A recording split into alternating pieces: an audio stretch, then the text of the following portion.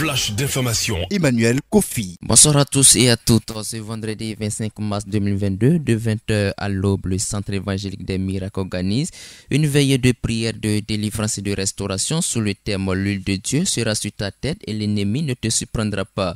Le prophète Niazale Didier sera l'orateur principal de ce grand moment qui se tiendra au Carrefour Faïa.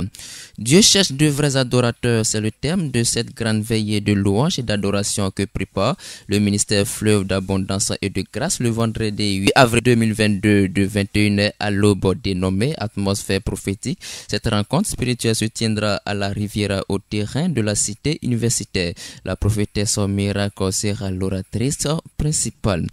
Le Conseil international des managers africains organise le symposium de la 36e édition du Forum économique de l'Afrique gagnante du 25 au 26 mars 2022 à Abidjan. C'est ce qu'a annoncé son président Sidi Allah hier lundi 21 mars 2022.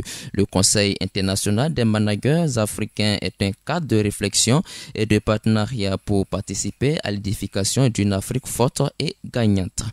L'organisation Médecins sans frontières va arrêter ses activités dans 2 sites de la province de l'Ituri, Nizi et Bumbu dans le nord-est de la République démocratique du Congo. L'ONG pointe du doigt l'insécurité grandissante, les attaques répétées contre les populations, contre les structures et son personnel. Le 28 octobre dernier, 2 employés de l'ONG ont été grièvement blessés par balle lors d'une embuscade.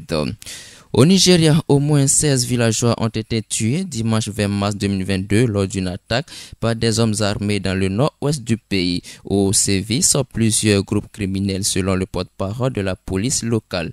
Dans un communiqué, le bureau du gouverneur de l'état de Zamfara a confirmé l'attaque en affirmant que de nombreuses vies auraient été perdues et de nombreuses autres blessés sans donner davantage de détails.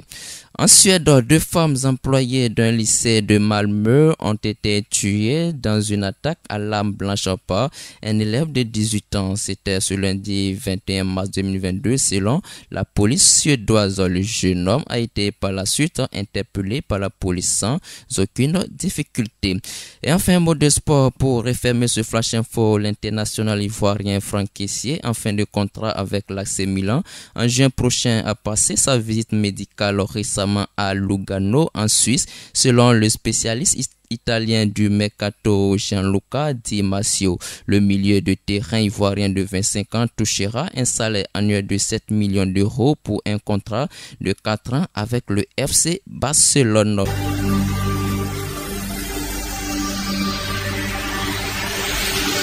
C'était le flash d'information. Emmanuel Kofi.